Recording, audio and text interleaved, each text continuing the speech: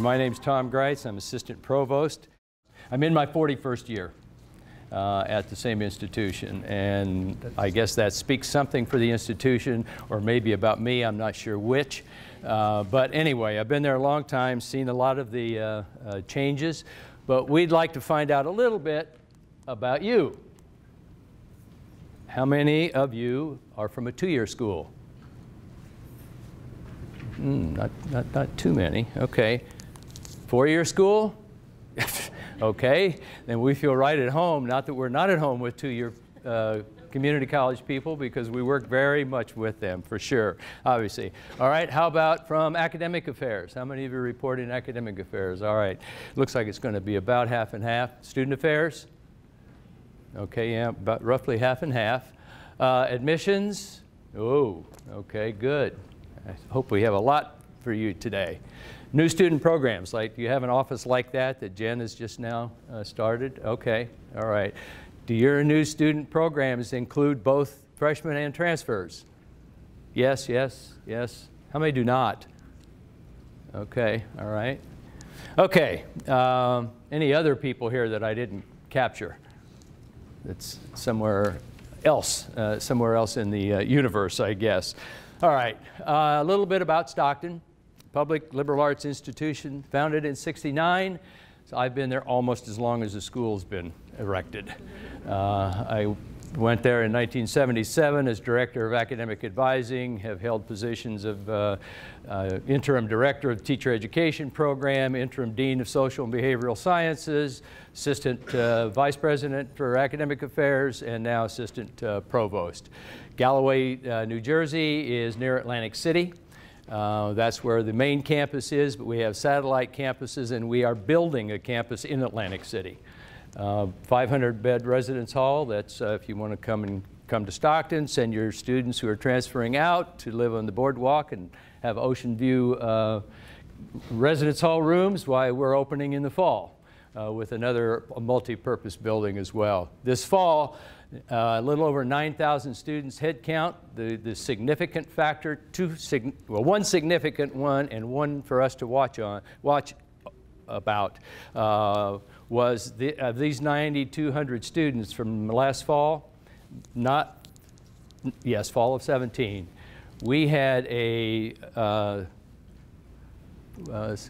400 freshman student increase in enrollments from 1,200 to 1,600 in 1 year, and we don't know why, except that we think it's our reputation in the state. How many people from New Jersey? Should have had that one up on the slide.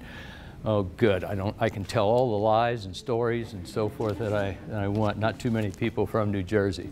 But at the same time, we were seeing our transfer population drop off a little bit. We still are and have been for a long time transfer heavy. We've always had more transfer students than first-year students. This year, it kind of evens out. Part of that is because our spring enrollment is much more heavily populated with transfer students. Yeah, the 1,600 roughly first-time freshmen was a jump from just about 1,200. And 988 new transfers, down from about 1,050. So you see that little shift in the balance that we've been having. That happens to be our new campus center. Brief history about Stockton and its work with the transfer population. And I put these bullet points in this slide together because I lived through all these. But when I got there and as director of advising, I got in '77, but we started doing evaluation of student credits before they even applied. Students would call and they'd want to come to campus. So we've been doing that forever. This is nothing new for us. We still do that. Student calls admissions. I want to apply, but I want to know how my credits transfer. Go to advising, they'll do that for you. So we may never see that student again, but it's something we've been doing all of that time. So we're very accustomed to that. Articulation agreements, that's still part of my responsibility. So we started doing those at that time too, and I still have some of those old paper copies in my office of articulation agreements that we had way back then. The New Jersey Department of Higher Education established a transfer appeals board. I was on that, named to that that board for the state. It went away when our governor at the time did away with the Department of Higher Education. So we no longer have a Department of Higher Education in the state of New Jersey. But that function went away in the state. We started a transfer orientation program. I can't remember the exact date, but it was in the early 90s before we had online registration. But we invited transfer students to come in to give them that pre-registration evaluation of credits, indicate how to go about registering for classes and choosing classes and so forth. So we just started doing that on our own before any online registration. In 2001, through a grant, I believe, an entity was established called the New Jersey Transfer Project, and it's a statewide database of all of the, started out with all of the public institutions, but many of the private institutions have joined that student database as well. NJ Transfer is the .org is the URL for that if you want to look at it. And we still use it. We update it every Monday morning. Somebody in our advising center gets a list of new courses that have been added, usually from the community colleges in the state, and we do those evaluations. I was involved in setting up our entire course database when we started that in 2001. The Lampet Law, if you saw Betsy's presentation yesterday, she highlighted New Jersey about the Lampet Law. That's a law that established a need and a mandate to develop a comprehensive statewide transfer agreement that is still in place in the state. So that's sort of the Bible, if you will, for transfer articulation in New Jersey, which came about in 2008 and is still in effect. So that's where we are in the state. One of the things that's got me interested in transfer students was, as I've worked with transfer students and programs and efforts, community college people and so forth, but seeing the students come in, what are those differences in transition that transfer students have to make? And these are the ones that I have highlighted and isolated for purposes of making presentations about the value and importance of transfer students. But they're in a different place. It's a different geography. They've got to learn their way around again. The vocabulary that we use is different at different places. Let me give you a test. When our transfer students leave at the end of the day, they walk out with a schedule, and one of the last comments that they get is, don't forget your G's, and one of them has to be a GIS. And most of your A and H and V and I requirements will be transferred from your community college credit, especially if you got a degree.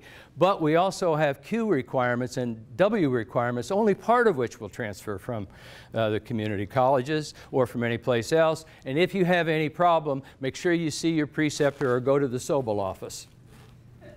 You have any idea what I just said? Brandon, what did I say? That's our curriculum. Okay? I just went through our curriculum. Okay? And that's a summation of it, but that's the way we talk every day. Transfer students come in, huh? What? What was that? GIS? You know, I don't know what that means. So that's a big deal. I mean, I just learned that over the year. Our vocabulary is a little bit different than many places. Different academic policies and procedures. The one that I call transfer students' attention to all the time is that we, in our GPA calculation for repeated courses, we count all courses. If you take a course 3 times and get 3 grades, 3 grades go in your GPA. You only get credit once, but 3 grades go in your GPA. Okay, how many do that? How many others calculate all grades into the GPA? Okay, it's unusual. I know we're the only state college in New Jersey. I don't know where my New Jersey friends are from, but I know we're the only state college. But all of the community colleges do that. So we have our community college students come in, and they expect that, oh, I'm going to repeat this because I only got a C+. I want to get an A. I'll repeat it. Well, get an A, but you don't have 2 A's. You've got a C+ and an A that go into your GPA. That's a big difference. Academic standards are different. One of the things we find with community college students is they are just unprepared for the demands on writing that we have throughout the curriculum. They've just never seen as much writing. They've never had as much writing to do when they come to us. Can you see what's in the parentheses there? No. Why not? It's invisible. Transfer students come in and their peer group is invisible to them initially. Okay, it's just a term I borrowed from somebody. I steal everything, you know, ideas from other people. But this one I really liked. They come into that first class that they sit in, and they don't know who's a transfer student and who isn't, more than likely. You know, they don't know that their peer group of transfer students exists out there. Little do they know that any student that they walk up to and speak to is probably going to be a transfer student, because we have more transfers, you know, than freshmen. But that first day when they're coming in making that transition, the peer group is invisible to them. They have to learn their way around to find that. Of course, advising structures can be different. Community college people tell me, you know, we never see the same person. It's whoever's available. I get the wrong information. They come to us. They have a single person that they're assigned to. Most of the time, it'll be a faculty member in their major, but other assignments as well. Computer systems may be different. The other things you can determine pretty much what they are, except for residence life, I just want to mention. I find that being one of the hardest transitions for transfer students who have never, from the community colleges, who have never lived away from home, who've never lived with anybody else. They've always had their own room maybe, and now they're in a suite with 3 or 4 other students. And have to learn how to make that transition as well, that life transition, not just that academic or college transition, but an entire life transition. So these are the kinds of things that I've identified over my years of working. We started something a few, 2 years ago, and I think I'm going to turn it over to Jen and let her explain these, because she is more involved with the open houses. I represent the area of student affairs in our group here. So Tom is on the academic side, I'm on the student affairs side, and we're really lucky that we don't really have silos when it comes to new student programs. And Tom and I have worked side by side for 14 years now, and I'm really grateful for that, and I enjoy that every single day. And sometimes people go, how do you work with academic affairs? And I say, oh, it's just easy, we just do. But one of the things on the student affairs side that we did a year ago was something called an innovation hub, and it was something our vice president at the time wanted us to work on as a division to look at things differently. And we divided up into 3 groups after a number of different meetings, and one of the groups that was given a task was to look at transfer initiatives. And this didn't stem from it, but it worked with it, and I want to kind of tell you that. And the rest of the presentation from this point on, Tom kind of gave you the background information about Stockton, where we came from, who we are, and now what Brandon and Tom and I are going to do is kind of walk you through what the process looks like from a year-long perspective for a transfer student at Stockton University. And I want to give you the background on how we got to all these different places and where we're going with all of them, but we're now going to kind of give you the year-long view of what it looks like for a transfer student. So our innovation hubs kind of looked at a lot of different things. And I'll pinpoint some things that we've worked on along the way through this timeline. So one of the things that we've been modifying over the last 2 to 3 years now, based on information from this innovation hub, is transfer-specific open houses. Previously, we had only been doing open houses where it was generically anybody who wanted to come to Stockton, you'd come in. But it was really hard to get information to transfer students about their credits, and that's all they really wanted to come and hear about. How are my credits going to transfer? That was the most important thing, and there wasn't enough time in a traditional open house to do that. So we started tweaking this. We've done a lot of different models, and we are now going to be working with a model that I think is going to be holding true for us for a little bit of time now. Basically what we'll be doing is having these open houses to try and capture the numbers. Our transfer numbers have gone down just a little bit in the last 2 years, and we're trying to build those back up. Our freshman numbers are really, really strong, and we want our transfer numbers to continue there. So at these open houses, there is no formal program. It's kind of an open door policy, so really truly an open house. Our freshman open house, it's not really an open house because you need to come at the start and you need to stay through the duration to grasp everything. For these programs, literally you can come at any time during the duration of it, get everything done that you need need to in the timeline that you want to do it, and head out when you're finished. So there's no sit-down presentation. We'll have greeters there. We'll have an open information fair right when you walk in. They'll have an ability to have their credits looked at, and they can even do an acceptance right there. So what we're looking at is doing these 2 to 3 weeks prior to our orientation dates, because we're also kind of seeing that transfer students aren't always sure exactly where they want to be, what they need to do, and the closer we can get them to those orientation dates, the more we feel like we're going to be able to lock them in. So this is something that we're kind of working on as of right now. And we're going to be piloting even further to see if we can kind of increase the satisfaction for our transfer students with the open houses. So chronologically, if we're taking it from the open house time period, then, oops, I clicked one more time. We want to then talk about from there, they get an invitation to come to orientation.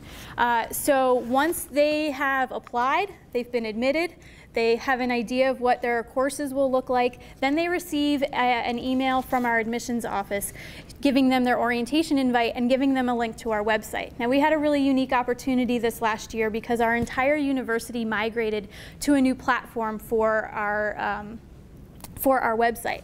And because I was becoming a new office and because we had all these initiatives going on, I was given the opportunity to redesign our entire website. Now, I'm going to preface this that I have no background in technology. I am not good with web design or anything like that. But what I did try to attempt to do is categorize our information, because previously, when I first came to Stockton, we didn't even have an orientation webpage. Like, there was no information about orientation even on the web, and that drove me nuts. It took me 8 years to convince our university that we even needed a web page. And so, excuse me, when I had the opportunity to kind of create something from scratch, the very first thing that I said to our IT department was, I want a special tab for transfer students. I want it separate from the freshmen. I want it to be different information. And they said, we'll give you whatever you want.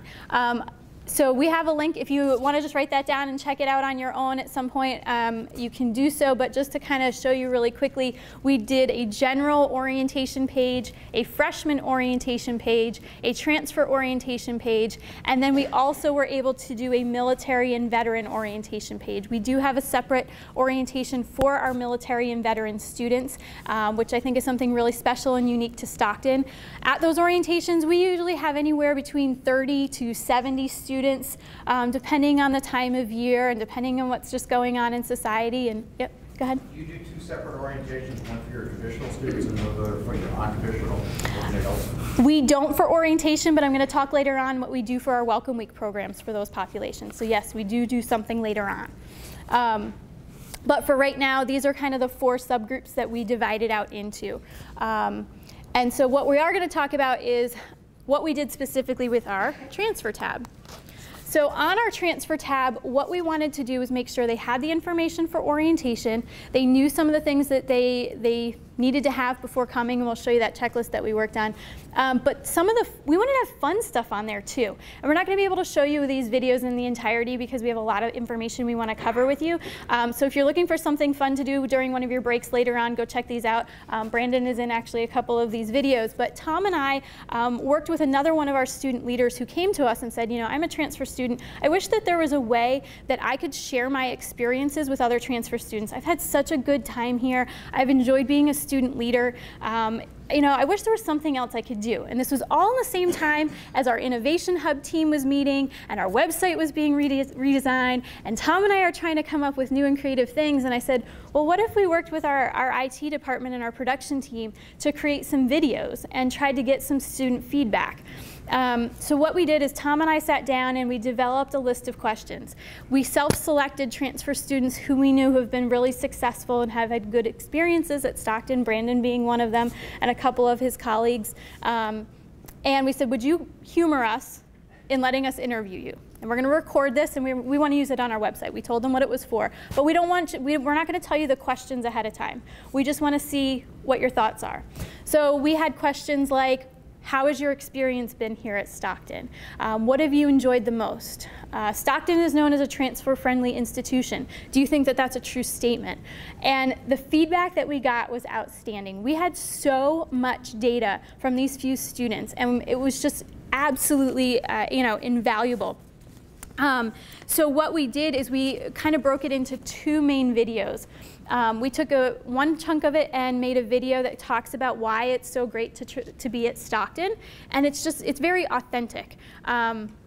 The other piece we took and talked about why it's important to get involved, and we used that in some of our marketing pieces for our Welcome Week initiatives, and sent this all out to our transfer students when they got their orientation information. The piece that we felt was missing, though, is that they still needed that academic component. We still wanted to make sure that they knew a little bit more about academics before coming to orientation. So this second video that you'll see at the bottom left is a video that Tom did. It's basically a PowerPoint with a voiceover talking about the curriculum, explaining those acronyms that he was just talking about. I've been there 14 years and those acronyms still get me tied up sometimes. So, you know, if I've been there this long and they're coming in as new folks, we want them to hear it as many times as possible. We're going to explain it to them at orientation, but maybe we felt if we could get them to listen to it one more time before getting there, it would help. We do know that they were viewing it because we got feedback on it at our very first orientation. Students saying, "Oh, well, I watched that video and had a question." We thought, "Oh, great, they're actually looking at this."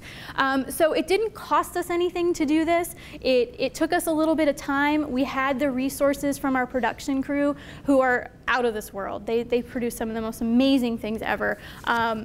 And so we were able to do a lot of different pieces. This one on the right is kind of a scrolling testimonial from some of our transfer students. And Tom's going to talk about that a little bit later on in the presentation of where we gathered some of that information. The bottom of this page, this is where the rest of it is, are a bunch of other resources that we found were really important to make sure that our transfer students had before coming to orientation. So I know it's a little bit hard to read, but again, I wanted to take screenshots. We weren't sure that we were going to have accessibility to the internet and be able to click through things with you, so that's why we've done it this way.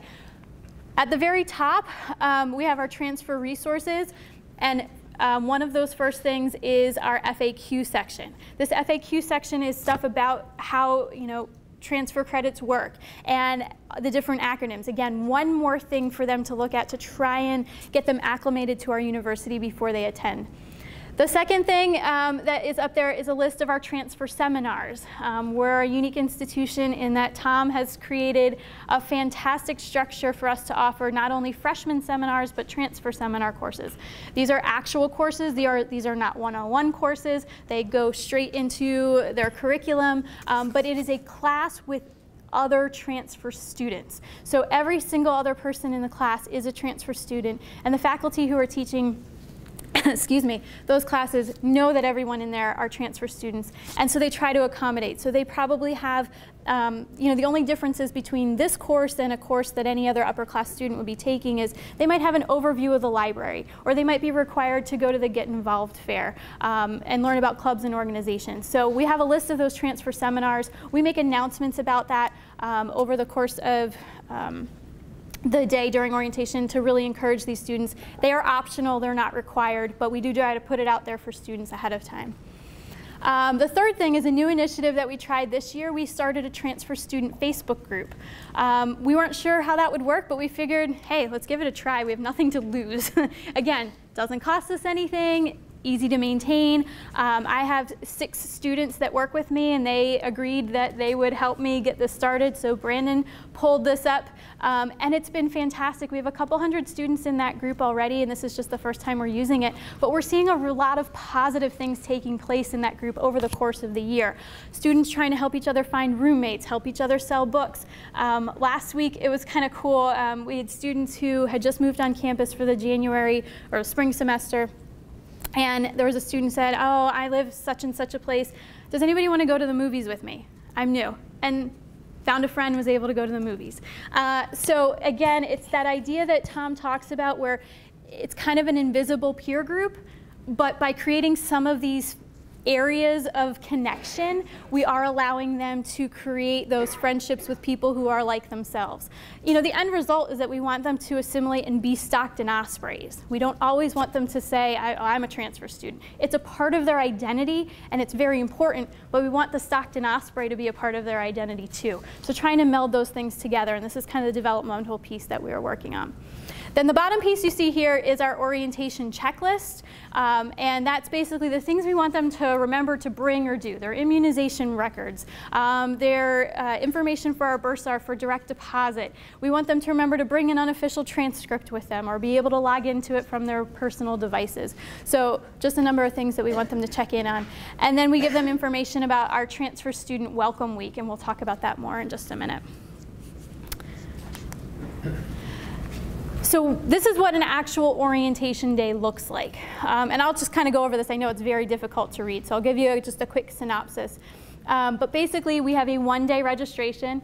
We have 3 days traditionally of transfer student registration, and then 7 days of freshman registration. We do 2 makeup days of orientation in August. And those makeup days in August are mainly transfer students, but we might have a couple of freshmen in there with them. We do have our military orientation as well, military and veteran students, and they register before everyone else. And on those days, our freshmen and our transfer students are intermingled for the military and veteran. We feel like the group that they most identify with is the group of being part of the military and veteran team, and that even though they're a freshman or a transfer student, that military veteran piece is the most important part of their identity and helps them with their orientation to be together. So for this, an important part to kind of notice too is that we have both faculty and orientation leaders helping to do the registration. And so I handle the orientation leaders. I have 2 head orientation leaders, and I have 30 orientation leaders who are trained. They go through a 5-day training and an extensive process to even be hired. And we are always looking to hire transfer students. So I'm going to be perfectly honest, I'm slightly biased when I go through my application process and I see someone applying who is a transfer student, because we don't get a lot of them. I don't know why. I think it's just because there's so many other things they could get involved with that they find other things. But when they do apply for our positions, I always try to give them an interview because I'm excited to, have them be a part of this process, because we have just as many transfer students, as Tom said, as we do freshmen. So it's important that we have them in the orientation process. Along with that, we have our faculty, and Tom coordinates that side of the house. We do pay our faculty to work orientation because it's not during, most of it is not during their general contract time. That's a whole other story we could talk about for hours on end. But if you have questions about that, we'd be happy to chat with you on the side. And then concurrently, we have a family orientation during both our transfer orientation and our freshman orientation. And so Tom usually is on the one side of the house working with students on registering, and I'm on the other side of the house running our family orientation program along with a couple of my student staff. But usually for our transfer days, we have about 200 students per day. And so the idea is we start in the morning with a welcome. We then break them away from their family shortly after that. And so families are separated and they stick with me. They do a transcript review and academic advising, and then they are picking their classes. But one of the unique things about our schedule and the things that we've gotten feedback on that our transfer students like the most is something that we started with our freshmen and we've continued on with our transfer students, and that is our AOL chat program. And I know it's kind of an archaic title, but we still use it because it's called Ask an Orientation Leader. Some of you might not even know what AOL is, but that's okay. And people said, do you want to change that? I was like, no, the acronym still works, and my OLs still really like it, so as long as they still like it, we're going to keep it. But the idea is that we have trained orientation leaders in a room with our new students. Faculty and staff must leave the room, and they are trained on how to answer difficult questions. They can basically answer anything, but it's an opportunity for our new students to ask anything that their heart desires. Anything that's running through their head. They don't have to worry about what an administrator might think, or the fact that they don't know what a G course is, or they might not know questions about residential life. They feel more comfortable asking their peer group. And when we evaluate these students, this is the thing that they report on feeling is one of the best parts of their day. And the OLs agree with that too. So just to give you a little overview on our assessment piece, because I think it's always important to show you kind of, again, the full picture, the full circle of what we do. We still use paper Scantrons for orientation, and I've been told that I'm archaic for doing that. However, we have tried doing electronic forms, and we're not getting a return on them. And when we do our paper, we're getting 76% return on our transfer student evaluations. On our freshmen, we're in like the 90th percentile on our returns. And so even though I'm kind of being told, well, you should really move to not doing a paper Scantron anymore, I'd rather have 76% return than 20 or 30. That to me, it's better to have more meaningful data. And I know I'm kind of killing a tree by doing this, but I know then we're doing the right thing and that learning is taking place, so that's really important. So we do have, we give them 2 sheets of paper, one with a Scantron, and then one has open-ended questions. They can turn in the open-ended questions if they wish. Some of the changes we've made over the past few years, we used to do skits with our transfer students. We found that that really wasn't effective. So for our freshmen, it's really effective in the morning to do skits to break the ice. Transfer students don't really care, they just want to get going. So we've removed that, and we haven't seen too much of a setback. We added a commuter and residential breakout session. They run concurrently. Students choose which one they want to go to. It's during our information fair. They can go to either one. We added the AOL chat that I just mentioned to you, huge hit.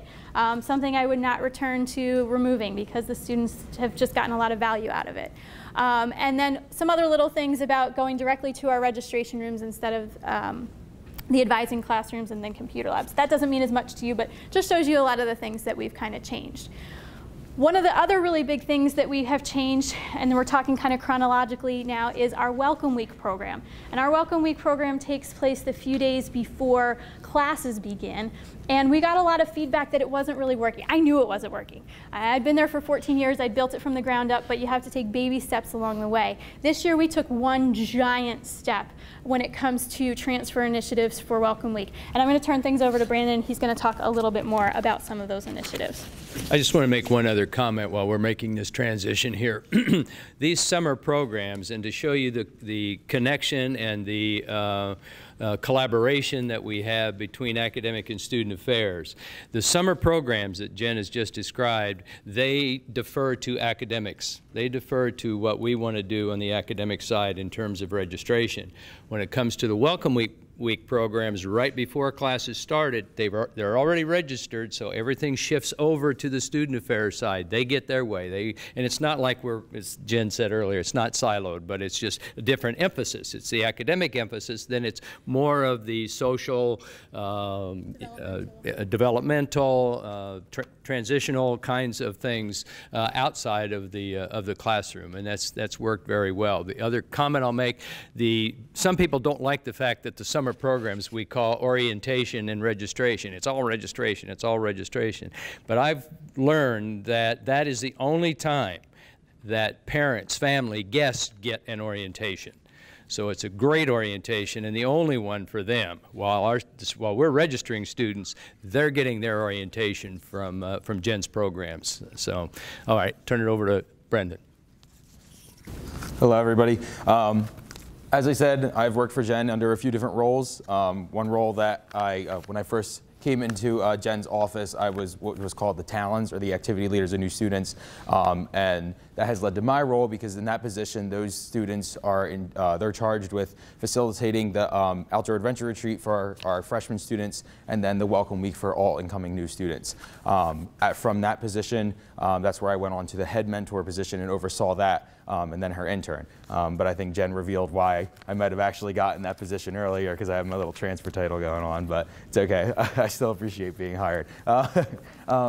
So what Jen was saying, so when I came into the office and came into that position of overseeing Welcome Week, they recently have been doing focus groups, and one thing, like Jen said, was they wanted sort of, these students wanted to consolidate their Welcome Week. The transfer students, as I know personally, were not invested in going into 4 days of programming, and that could be for many different reasons, whether it's just coming into the institution, there's a lack of interest in getting going, diving in like that, and having sort of that freshman, like, fresh step, all right, I'm starting college, or it's these students, they have children, they have all these other obligations, they have work, and they can't make it to 4 days of programming. That is way too much to put on these students. So it's 1 day of programming.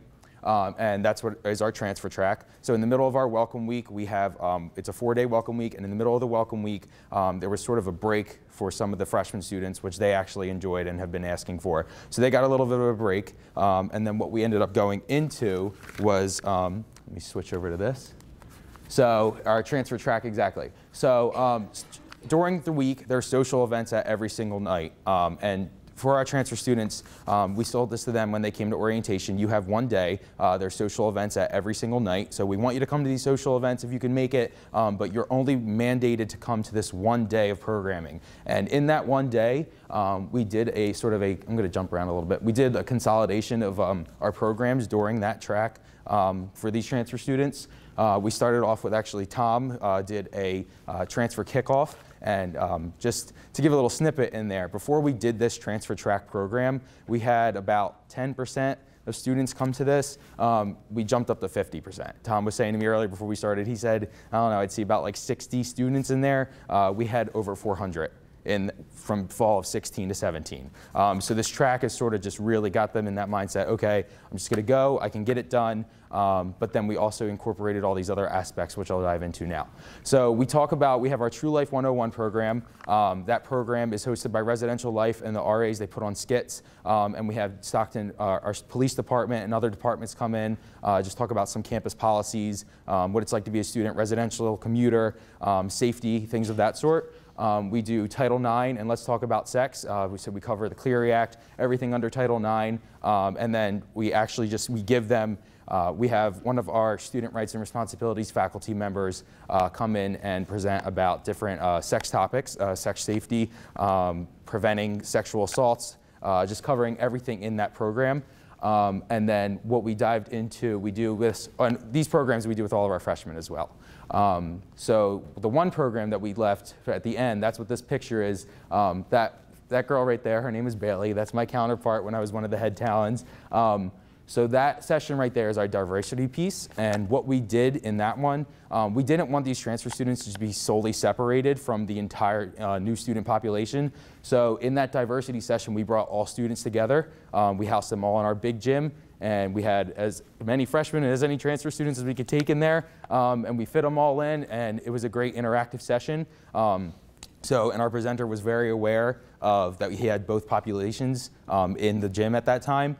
So we got them to interact, so it added a social aspect as well as telling these students to be aware of, hey, there's freshman students here, but there's also this other population of transfer students, and just breaking the ice between them and getting them well involved and acclimated to the school. So part of that, in the one-day track, there was also the commuter and residential track. So there were specific programs for them. So for our residential track, there was a little under 300 students that were coming in and housed on campus. And as Todd mentioned earlier, these students are housed in one location to make sure they have that connection that they can make with other transfer students. So it's not one transfer and 3 students who have been returning since they were there as freshmen. So it just gives them that more personal connection.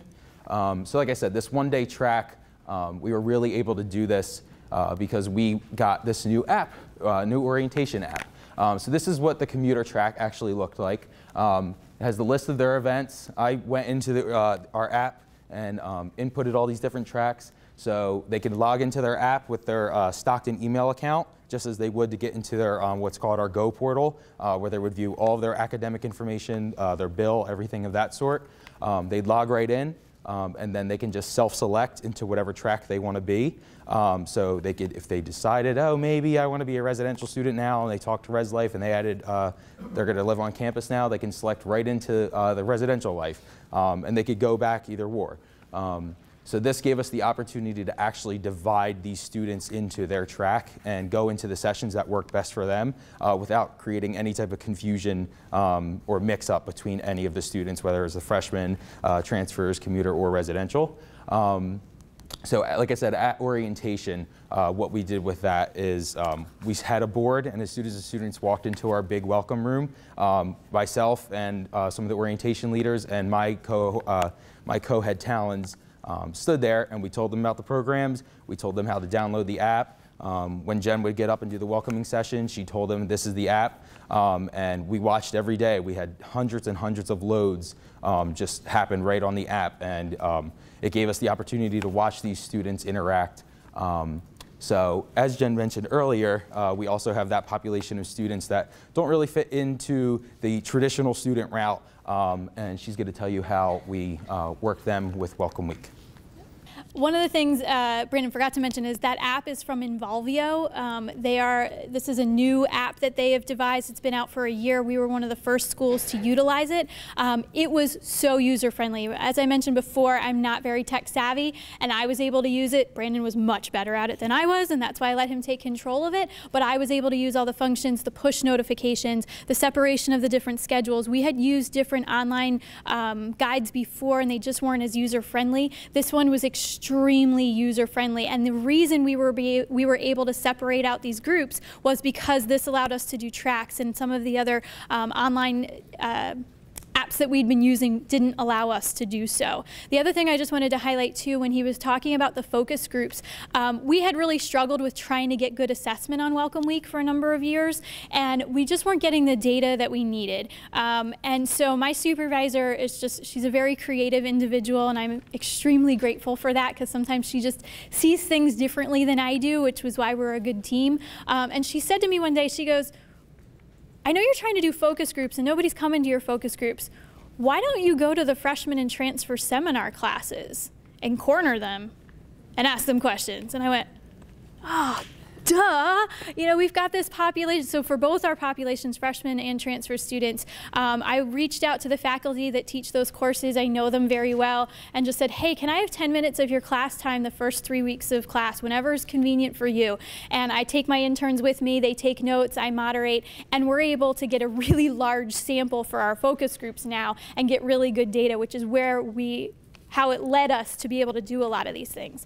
So one of the other pieces that we were able to change over the last 2 years is our Wise Osprey program. So you had the question about what are we doing for our students who are over the age of 25? And I don't like to call these students non-traditional, and I don't like to call them adult learners. I know that those are two terms that are utilized in higher education. I don't think that either of them are good representations of our groups, because they are traditional populations at our institution, and all of our students should be adult learners, correct? They're 17, 18 years of age, they are adults, so they should all be adults. So I like to just call them students who are 25 years of age or older.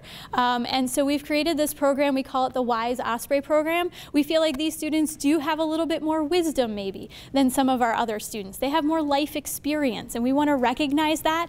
And so what we did is we created a separate track for Welcome Week for them as well. They get a special invitation from me. It is a 1-hour program. We get them in and we get them out, but they have to fall under this category. What we tell them is that their children are welcome.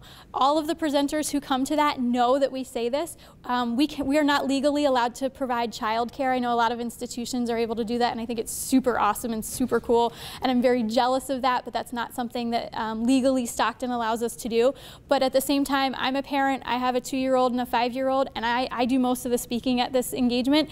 I don't care if they're running under the table or they're running around the room, kids are running around the room, because that's what my house is like every single day. So, and I also oversee orientation leaders, and sometimes having them running around is like the same kind of chaos. So I'm just used to that, and I don't mind if they're around. If it means that these students can get there and learn, then I feel like then we've done our job. So we do really short presentations, 2 to 3 minutes. We just want to make sure that these students know the resources. So we have academic advising, the Career Center, Tutoring Center, our IT department, the Office of Diversity and Equity. They do a short information session about consent in Title IX. It's not the full presentation we do for our freshmen and transfers, but we do touch upon it. We also bring in student development. That one we've gotten feedback on as being one of the most critical aspects of that presentation. Students over the age of 25, for some reason, and especially transfer students over the age of 25, don't have this misconception that they can't get involved or shouldn't get involved. And we try to say that that's just a myth, that it's just as important for you to get involved. That when Alexander Aston, for those of you who are familiar with student development theory, talks about involvement theory, this applies too. that if you get involved in at least one thing during the first 6 weeks of your college career at a new institution, you are more likely to succeed. So we try to share with them the things that they could get involved in. Get involved in something that's related to your academics. Get involved in something that works within your time frame of work or your childcare. Or simply just come to events on campus and bring your kids. The campus center runs, excuse me, a movie night, and they started doing a family movie matinee. And on Sundays, if they have a movie that's showing that week that's child friendly, they'll run it at 1 o'clock on Sundays. And it's free of charge to students, and students can bring anyone they want. So we tell them, if you do have children and you do work during the week, come and do something on the weekend with your kids and just be on campus. Your student activity fee, you're still paying that student activity fee. Come and get the most out of it as you can. The second piece that we get the most feedback on through our assessment, which again is just a paper assessment, we ask them to fill it out and hand it to us before they leave. Again, we're getting a 99% return on that, so I'm killing a tree, but I'm getting the data that I need, is that we bring in an alumni presenter. And it's a different person each year. The person here up on the screen, this is one of my orientation leaders. He was also a member of our talents team. His name is Rich Jeffries. But he just graduated 2 years ago and is currently in the inaugural program of the doctoral occupational therapy program at Jefferson in Philadelphia. So really, really big deal. And he makes time out of his schedule to come to this program every semester. And he talks about how he is in his 50s and he got involved in Student Senate and he got involved as an orientation leader and he got involved as a member of Talents. And although he said it was very awkward going camping with 240 freshmen, he still loved it. And he said, you don't have to go and do all of those things. He said, but I was a transfer student and I was over the age of 25, but I got my money's worth, and I went on bus trips, and I did all these neat things, and I got to meet with faculty, and it was really valuable for them to hear from one of their peers that was successful in this process. And so I think out of all the things that we've done, that has been one of my favorite pieces, to see their faces light up when they hear one of their peers out there saying, I've done it and you can do it too. And they kind of walk out, and they've told me, I walk out of the meeting and they all go, thank you so much. I didn't think I could do this, but now I think I can. And that's always just awesome to hear that. So just again, we're talking big picture, full circle. I'm going to go really fast through this slide because basically I just wanted to make sure that you knew, as we're talking chronologically through our term, that we do a spring semester orientation and we do a spring semester welcome week program now. So we're bringing in about 350 to 400 transfer students in January. We do 2 sessions with that. We have about, I think this year we had about 12 freshmen that registered in the January program. We roll them in, unfortunately, into all this, but we see it works for us.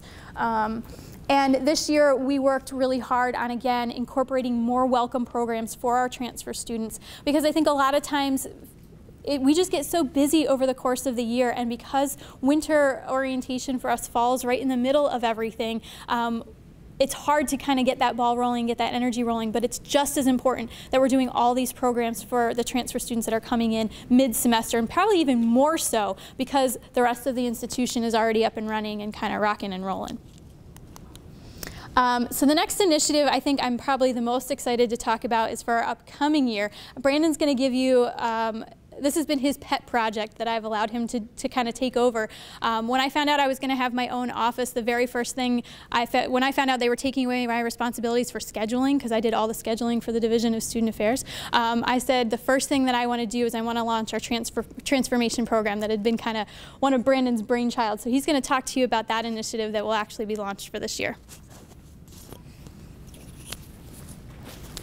So when I went into my interview for the head staff position, that was one thing I mentioned to Jen, that we have this outdoor adventure retreat for freshman students, but what about the transfer students? Because I know I would have loved it going on that. And during our open houses, during surveys, any of our assessment pieces, anytime that we get feedback from these students, they're like, wait, what about me? I'd love to do that program. And one thing that I emphasize my entire time throughout this conference is that somehow make it work to have programs equivalent as much as possible for transfer students as much as freshman students. Because it's a lot to come and just speak on the behalf of transfer students. It's a lot for you all to vocalize that. But then take it that step further and show these transfer students that, hey, our school is doing a lot, and we're enacting these programs. And I know it's hard, and I know it can be, you got to jump through a lot of hoops and go under bridges and do a lot of crazy things and bend backwards. But making these programs go into life, that's one of the most important things, I think, as a transfer student that we personally value. So this program, Transformation, that's our new logo. We just got that pretty recently. So I'm really in awe looking at that. So this program, as I said, it's evolved from our outdoor adventure retreat for freshmen, where we take them on a 3-day camping retreat off campus. But for these students, we're actually going to start, and that one's about 250 freshmen. For this one, it's our pilot program. Our goal, which we think we're going to be able to achieve through our focus group assessments, we'll be able to hit 58 students. What we're going to do, this one is going to take place both on campus and off campus. So we have our transfer orientation, and that happens right before the freshman orientation session. And how this is going to work is we're going to have the students come for a 3-day retreat. So they'll come in on the first day. We're going to have a lot of on-campus activities. Just from assessment pieces, we learned that a lot of these students want to get to know the campus more before they come and dive in. And they'll get to meet some real good interactive faculty. We're bringing canoes on campus because we have a lake right in the middle of our campus. We're going to do a big barbecue and all these fun interactive activities. And then the next day, we're actually going to take them on a 1-day trip to the camp off campus that we take our freshmen to. So they're going to do team builders, low ropes, and high ropes challenge courses.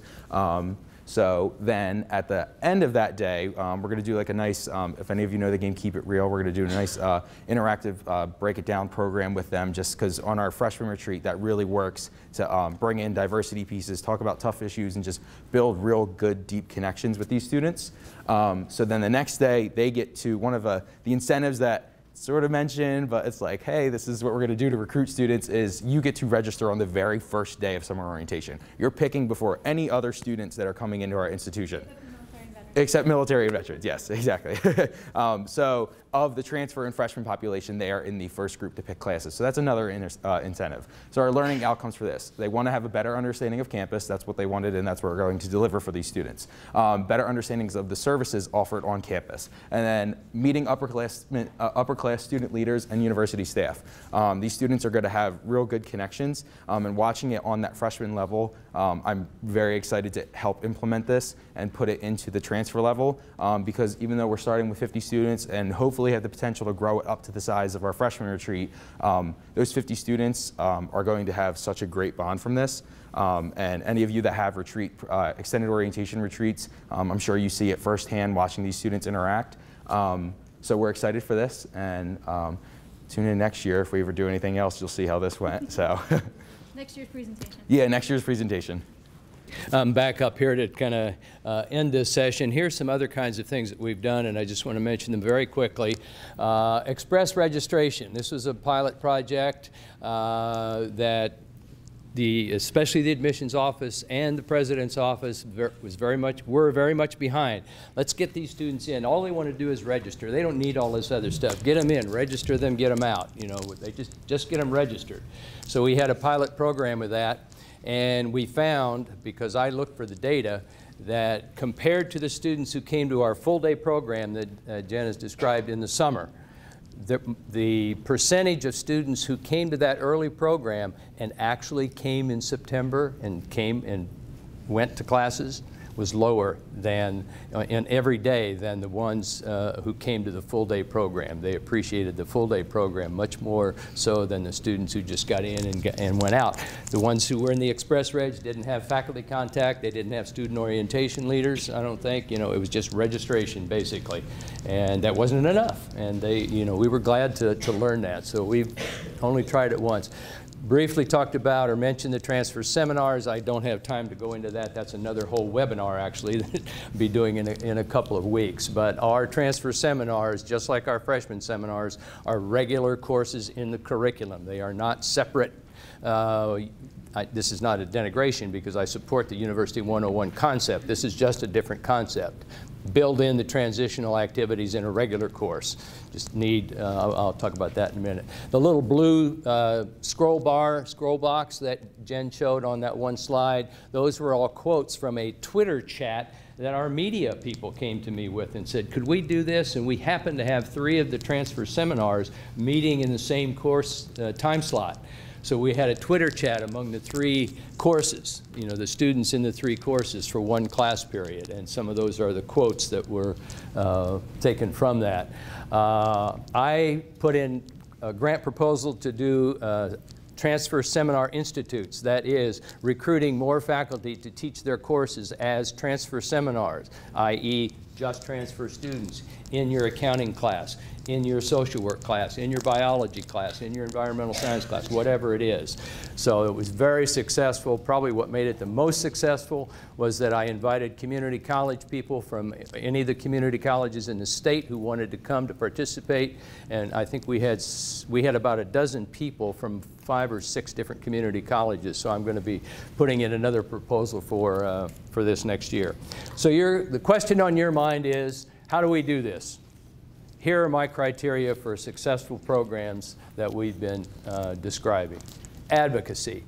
On my side in academic affairs, certainly Jen and a few other people earlier, but Jen's really been the main driver on the student affairs side, and we've collaborated together. So you need at least one strong advocate. Everybody just always kidded and labeled me the transfer guy back from the 1970s on, because I was always advocating for transfer students, whether it be policy changes or whatever. Data. You know, that's why we collect a lot of data on all of these programs, because, and that's what happened with the express registration thing. It didn't work. You know, so the data told us that it did not work. So we did away with that, only tried it the one time. I had to put my favorite quote up there about data gathering from my first doctoral advisor, Tom Magoon. I learned that from him. And most of all, commitment. You know, I think you see the commitment that we have. I will let you in on a little secret. We are right on time. We never rehearsed this presentation. Okay? We did the PowerPoints, but we know this stuff and are committed to this stuff so highly that we knew we would do it, because Jen's been up in her room sick for 2 days, so and still recovering. We were surprised to see her walk in the room this morning. Very thankful, but anyway, it's the commitment. You know, that's what you need to make any of these things work, because where there's a will, there's a way. I think we've proven that adage. So we have a couple of minutes for questions. If somebody has some, please. We'll try to do the best we can in the short amount of time that we have. Yes, in the back. Hi, I'm Lori Beatty. I'm Associate Director of Adult Transfer and Military Services at Radwanski University. We're outside of Cleveland, and we see a significant number of transfer students. So I've got 2 questions and a comment. Question 1, what is the ratio of full-time to part-time students in that transfer population? Overall, not just with military or veterans. You're talking about overall. We're about 95% full-time across the board. Okay. We're pretty much all full-time. We don't have that many part-time students. And then a couple of slides previous to your last one, you mentioned that express registration. Yes. We do not have a cutoff for admission, and so we see a lot of last-minute admissions. We even admit into that first week of the semester, and we too have found that there is this high percentage of what we call the crash and burners, because they're coming in so late. So you don't have a record? Oh yeah, we have them. Obviously we try to minimize them with those late registration days and all of that. So we try to accommodate. We have one that's between our freshman outdoor adventure retreat and welcome week. Yeah. And I'm an office of 1. I don't even have a support staff person. So yeah, we're seeing that as well. I'll touch upon it, and then I have a thought on it too. But it's still about numbers. It's still about numbers. But those students don't get an orientation program per se. They go directly to the advising center and are advised there and registered there in the advising center. We find that I direct the transfer advising office, and those last minute admits, they really struggle. Yes. I think and we struggle to serve them well. For us, the ones that we can get in prior to Welcome Week, I've worked with academic advising to make sure that they're getting handed the Welcome Week information and itinerary, so that if at least they're not making it to orientation, that they're at least getting to welcome week, and we find that the ones that still get to welcome week are not having that struggle as much. The ones that we learn about later on that haven't gotten to anything, that because we've met them in the transfer seminar courses, are still struggling, but the ones we've been able to grasp and get them to those welcome week programs have been more successful.